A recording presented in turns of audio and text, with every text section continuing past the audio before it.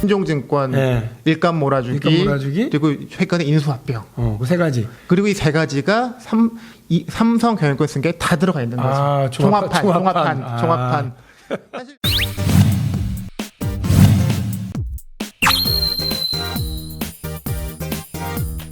안녕하세요. 박용진TV 구독자 여러분 그리고 국민 여러분. 오늘은 제가 이 영상을 찍고 있는 이 순간에는 아직 결정이 되진 않았습니다만 이재용 삼성전자 부회장에 대한 기소 여부가 곧 판단이 될 것으로 보여서요. 참여연대 경제금융센터 실행위원으로 일하고 계시는 홍순탁 회계사님이십니다. 어서 오십시오. 네, 반갑습니다. 지금 이재용 부회장에게 그 수사팀이 의심을 하고 있는 범죄 혐의는 자본시장법에 따른 시세조정, 그다음에 부정거래, 우리가 흔히들 말하는 분식회계, 요건, 이렇게 세 가지 건으로 크게 있다는 것 아니겠습니까? 예, 그러니까 삼성물산과 제일모직 합병이 이제 가장 큰 핵심인데요. 2015년에 이루어진 이제 삼성물산 제일모직 합병은 두 회사 모두 상장 회사였습니다. 네. 상장 회사 간 합병은 주가에 따라서 하도록 되어 있거든요. 그러면 이제 뭐 주가에 따라 했으니까 이거는 누가 건드릴 수 있는 건 아니고 공정한 거 아니냐라고 다들 믿을 수밖에 없는 부분인데, 지금까지 드러난 사안들을 보면 삼성물산 주가는 낮추고 제일모직 주가는 높이기 위한, 왜냐하면 이재용 부회장 지분은 제일모직에만 많았고 삼성물산은 없었거든요. 예. 그러다 보니까 합병을 유리한, 이재용 부회장한테 유리한 구도로 만들기 위해서 제일모직 주가는 최대한 띄우고 삼성물산 주가는 낮추기 위한 여러 가지 시세 조정, 부정거래 혐의들이 포착되었기 때문에 이제 그 삼성물산 합병과 관련된 하나의 큰 축이 그 혐의가 되는 거고요. 또 하나는 그 제일모직 주가를 띄우는 핵심은 삼성바이오로직스라는 자회사였거든요. 근데 삼성바이오로직스의 주가 합병 전의 회계도 좀 이상하고 합병 이후 회계도 이상하다. 증권거래위원회에서 분식회계라고, 특히 그 중에서도 고의분식이라고 결론 내려서 증권선물위원회가 삼성바이오로직스의 고의 분식 회계를 인정하고 검찰 고발을 결정했습니다. 그러니까 뇌물죄는 확정이 된 거죠. 인정이 된 건데, 그러면 뇌물을 도대체 왜 갖다 줬느냐? 그러니까 뇌물을 준 이유가 있을 거잖아요. 근데 그 지금까지 이제 특검이든 검찰에서는 경영권 승계라는 원하는 목적이 있었기 때문에 뇌물을 줬다고 주장했던 건데, 이제 그게 있는지 없는지 이제 2심에서 한번 논란이 있었지만 최종적으로 대법원에서는 경영권 승계라는 건 있었다. 그렇죠. 핵심은 삼성물산 제일모직 합병을 원하는 구도대로 무난하게 마무리하는 게 가장 경영 승계에서 제일 중요한 이슈였으니까, 그럼 그와 관련돼서 어떠한 문제들이 있었는지 들여다 볼 필요가 있는 거죠. 그 수사팀뿐만이 아니라 대법원에서까지 경영권 승계라고 하는 현안이 있다. 이를 위해서 뇌물을 갖다 줬다라고 했는데, 이른바 그 검찰 수사심의위원회의 그분들께서는 그런 건 있지도 않았다. 수사할 필요도 없다. 기소도 하지 말아라. 이렇게 결정되는 건 좀 웃긴 거 아니에요? 그러니까 보면 뭐 이재용 부회장뿐만 아니라 같이 기소된 그 뭐 사장단들, 그리고 회사에 대한 기소까지 수사도 할 필요가 없다고 했기 때문에 지금까지 우리나라 한 5년간 끌어왔던 사법 체계의 결론들을 전부 무시하는 거거든요.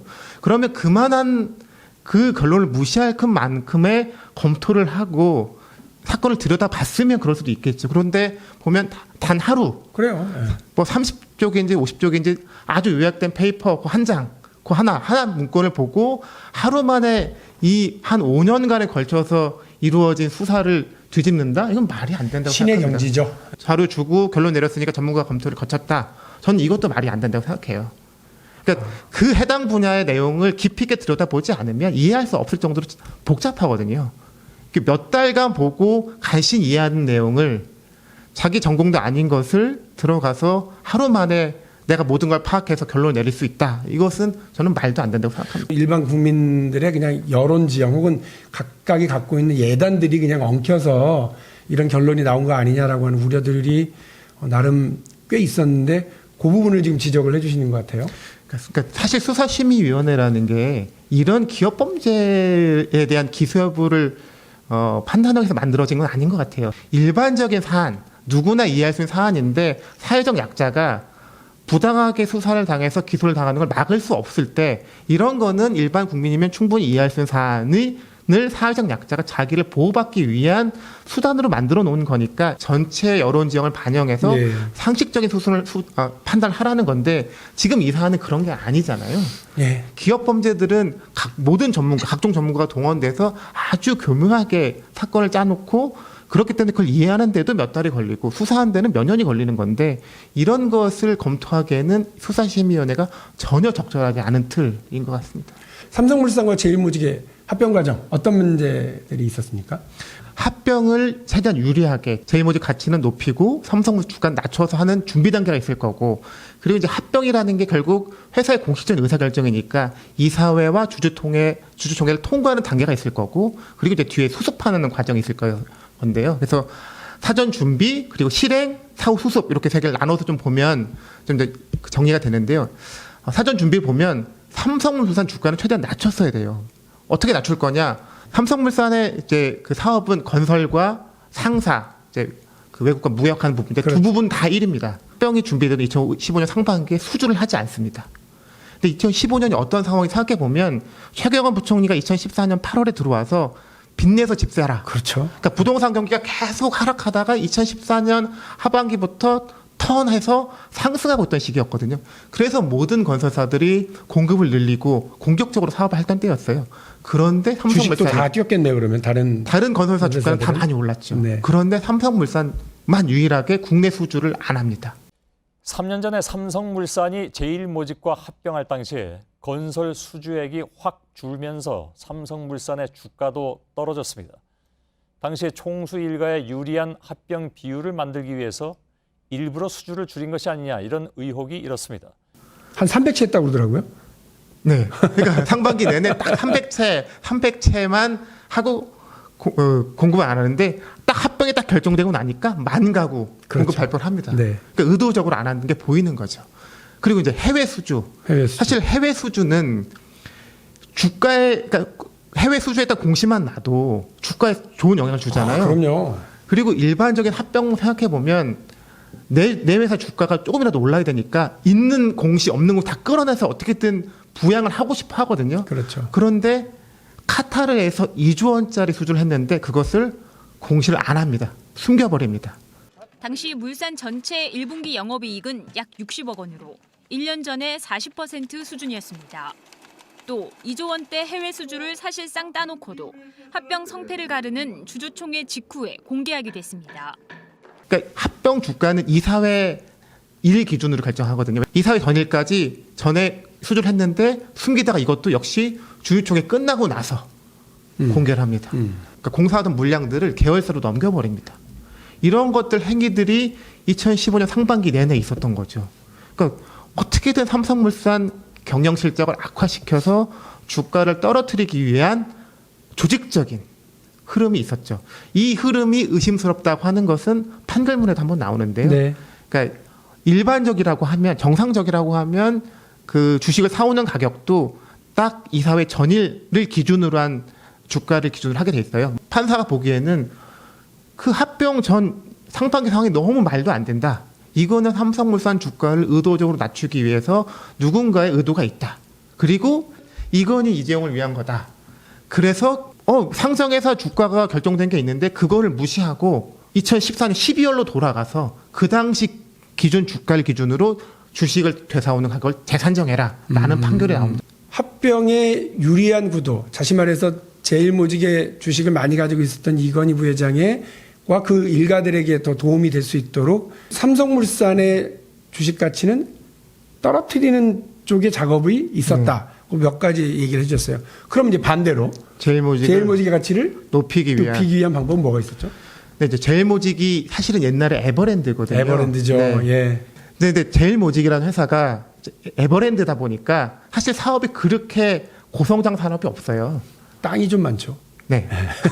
그리고 이제 뭐 건물 관리, 패션, 단체 급식 식자재 예, 이런 예. 것들 그것도 사실은 다 일감 몰아주기로 그런 네, 사업들인데, 그렇죠. 예. 근데 그게 그렇게 고성장 사업이거나 이익이 많이 나는 사업들은 아니거든요. 내세울 게 없는 거예요. 삼성물산과 비교하면 내세울 게 뭐가 있을까? 방금 말씀하셨던 땅은 많으니까 그럼 땅을 갖고 뭔가 한번 그림을 그려보자.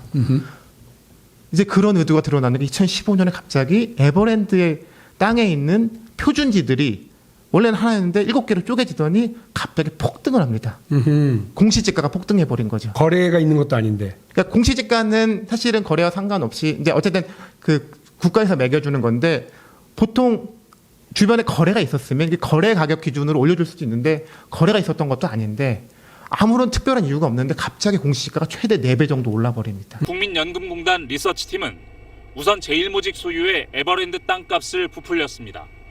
에버랜드 주변 땅값을 평당 154만 원으로 산정해 놓고도 에버랜드의 땅값은 아무 근거 없이 이보다 30% 높은 평당 200만 원으로 평가했습니다.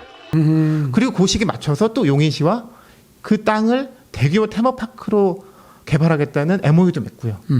그런 식으로 하니까 증권사에서 제일모직이 보유한 이 땅의 가치를 주목해야 된다. 재평가해야 된다. 제일모직 갖고 있는 땅이 그냥 뭐 놀이동산에 깔려있는 못 쓰는 땅이 아니라 대규모 테마파크도 될 수도 있고 엄청난 잠재를 갖고 있는 땅이 자산이다. 이렇게 재평가되면서 주가가 올라가는 영향을 주죠. 그래서 땅값을 올려서 그러면 그 땅을 보유하고 있는 에버랜드, 즉 제일모직의 가치도 자연스럽게 올라갔겠네요. 우리 또 이제 그 제일모직 갖고 있었던 것 중에 비상장 회사였지만 삼성바이오로직스라는 여기서 바이오 회사가 있었거든요. 삼바가 등장하는군요. 네. 그러니까 사실 내세울 거 없는 회사들이 가치를 뻥치게 할 수 있는 것 중에 하나가 땅.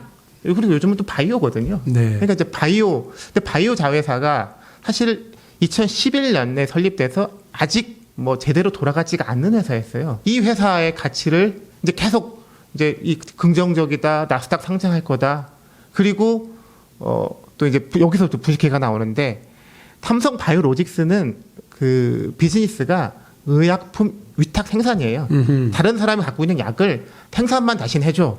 생산만 대신 하는 거거든요. 그러니까 약을 찍어내는 거, 그러니까 신약을 개발하거나 이런 게 아니고 고마진 사업은 아니잖아요. 네. 그러니까 삼성바이오로직스 갖고는 좀 부족한데 그 밑에 에피스라는 회사가 있었어요. 에피스 자회사. 네. 근데 이 에피스라는 회사는 바이오 시밀러라고 바이오 의약품의 복제약을 만드는 회사였거든요. 물론 복제약도 신약에 비하면 이 부가가치가 낮지만 그래도 위탁 생산하는 것보다는 낫죠. 그런데 이제 에피스라는 회사를 중심으로 해서 에피스가 황금알 낳는 거위이니 그 주식을 많이 갖고 있는 로직스도 좋은 회사고 로직스 지분을 많이 갖고 있는 제일모직 가치는 높은 게 당연하다. 또 이런 보고서가 또 증권가에서 쫙 열심히 나옵니다. 네. 그런데 거기에 이제 약점이 하나 생겼어요. 미국의 바이오젠이라고 그쵸. 하는 회사가 이 에피스라는 회사를 같이 만든 회사였는데 그 당시 주주 구성으로 보면 9대 1이었어요. 90%가 삼성바이오로직스, 바이오젠이 10%. 그러니까 에피스가 가치가 커지면 그 혜택은 90%가 삼성바이오로직스가 본다고 다들 알고 있었는데 이게 아니다. 이면 약정이 있었던 거죠. 40% 지분을 헐값에 바이오젠에 넘겨야 되는 약정이 있었던 거예요. 이거를 흔히 말하는 콜옵션이라고 얘기하면 바로 거기죠. 네. 콜옵션은 정해진 가격으로 주식을 사갈 수 있는 거거든요. 근데 그 정해진 가격이 매우 낮았어요. 네. 헐값. 그러니까 바이오젠이 얘가 달려다니는 게 확인만 되면 바이오젠이 40%를 뺏어가 버리겠죠. 그 얘기는 에피스를 아무리 가지고 뻥튀기를 해봐야 이 황금알을 낳는 거위라고 해봐야 그 중에 50%만 삼성 바이오로직스 거란 얘기거든요. 그래서 2014년 결산에서 중요한 공시였던 이 콜옵션의 중요한 내용을 빼버렸구나. 숨겨버립니다. 숨겼구나. 네. 이 숨긴 게 그냥 실수 이럴 수가 없는 거거든요. 콜옵션 행사에 따른 부채 계산과 평가 손실 반영으로 삼성 바이오로직스가 자본 잠식에 빠지게 된다는 사실을 알고 이를 막기 위해 3가지 방안을 놓고 고민하던 중 콜옵션 행사 가능성이 커졌다는 이유만으로 삼성 바이오 에피스를 종속회사에서 관계회사로 변경하여 2천억 적자를 보던 회사를 무려 1조 9천억짜리 흑자회사로 둔갑시켰음이 드러났습니다. 이 과정도 보면 콜옵션이 뭔가 있다는 것을 그 당시 회계법인이요, 삼정회계법인이 알아내서 그 주주간 약정 보여달라 했는데 끝까지 안 줍니다. 주주간 약정을 안 보여준다는 얘기는 일반 실무자선에서 실수를 할 수 있는 게 아니에요. 경영자가 이건 전략적으로 의사결정을 하는 거거든요. 우리가 의견거절을 맞는 한이 있어도 이건 숨겨야 돼. 그 정도의 중요한 서류를 숨겨서 공시가 누락된 거거든요. 이게 단순한 실수가 아니라. 근데 따지고 보니까 그게 결과적으로 제일모직에 관련된 바이오 자회사 가치를 뻥튀기 할 때 굉장히 중요한 부분이었던 거죠. 네. 아주 나쁜 정보를 숨기는 거였으니까. 제일모직 가치를 뻥튀기 시키기 위해서 가지고 있는 땅의 가치가 올라가도록 작업을 하고 제일 중요한 약점은 숨기는 방식으로 일단 분식회계를 과감하게 그냥 이미 다 알고서 고의적으로 한 거다. 일단 여기서도 이거 하나가 이제 확인이 되고 드러난 거죠. 그러니까, 그리고, 예. 그러니까 삼성바이오로직스 분식회계를 하나로 알고 계신 분도 있는데요. 분식회계는 2개입니다. 2개. 첫 번째 분식이 지금 말씀드렸던 합병 직전이었던 2014년 결산에서 그 바이오 가치를 뻥튀기 하는데 불리한 정보를 적극적으로 숨겼던 네. 콜옵션 공시를 누락했던 것이 첫 번째 분식이었죠. 이제 그거는 이제 합병을 사후 뒷수습하는 것에서 나온 거였거든요. 그런데 이제 합병이 주가에 따라서 결정되지만 주가가 일반적으로 그리고 장기적으로는 기업의 가치를 반영하지만 단기적으로는 괴리될 수 있는 거잖아요.